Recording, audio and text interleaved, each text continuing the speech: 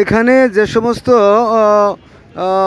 খাবার ফেলে দেওয়া হয়েছে, ভাত, বিরিয়ানি, পোলাও যাই বলেন না কেন, ঠিক আছে, রুটি, এখানে রুটি আছে দেখেন। তো এই খাবারগুলো যদি আমরা সংরক্ষণ করতাম, এগুলো দিয়ে আমরা হাঁস মুরগি পালতে পারতাম। হ্যাঁ, এগুলো দিয়ে হাঁস মুরগি পালতে পারতাম। আর যে সবজির যে অংশগুলো এখানে ফেলে দেওয়া হয়েছে, এই দেখেন আমার মাথার উপর দিয়ে ফেলতেছে, ওই দেখেন, ওই যে, হ্যাঁ, এই যে ফেলাই গেল। একটু গাড়ি টান দাও, একটু গাড়ি টান দাও, গাড়ি টান দাও, একটু গাড়ি টান দাও।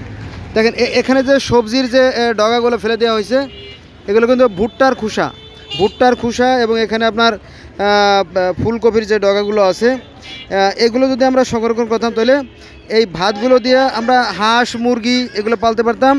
আর এই যে বস্তার ভিতরে কিন্তু আবার সবজির ডগা আছে, হ্যাঁ, ভাত আছে, এগুলো দিয়ে আমরা কিন্তু আবার হাঁস মুরগি গরু ছাগল সব পালতে পারতাম। এই দেখেন, এই যে, হ্যাঁ, এগুলো দিয়ে, এই দেখেন, কিন্তু এগুলো আমরাই নোংরা করতেছি, আমরাই পরিবেশ দূষিত করতেছি।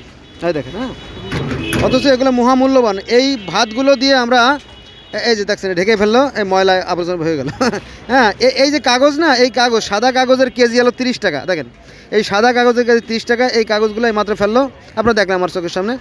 তো এই রুটিগুলো দিয়ে আমরা হাঁস মুরগি পালতে পারতাম, এই সবজিগুলো দিয়ে আমরা গরু ছাগল পালতে পারতাম, আর এই কাগজগুলো আমরা কারখানায় পাঠিয়ে মন্ডা তৈরি করে আমরা আবার নতুন কাগজ তৈরি করতে পারতাম। হ্যাঁ, আর এই পলিথিনগুলো দিয়ে আমরা প্লাস্টিকের খুঁটি বা আপনার ওই যে কী বলে ওটা, নেট বা প্লাস্টিকের টিন অনেক কিছু তৈরি করতে পারতাম, কিন্তু আমরা এগুলো আবর্জনায় পরিণত করছি। এটা আমাদের দুর্ভাগ্য, এটা আমাদের ব্যর্থতা।